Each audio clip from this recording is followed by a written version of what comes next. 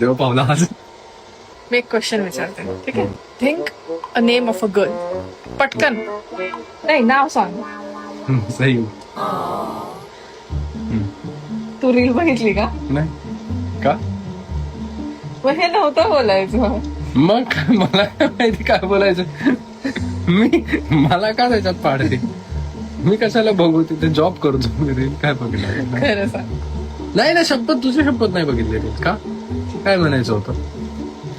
त्या रील मध्ये सगळे बॉयफ्रेंड ऑफ हजबंड ते दुसऱ्या मुलीचं नाव घेतात आणि नंतर फिमेल रिएक्ट की तू माझं नाव का नाही घेतलं. पण माझं रे देवा, देव पावला आज.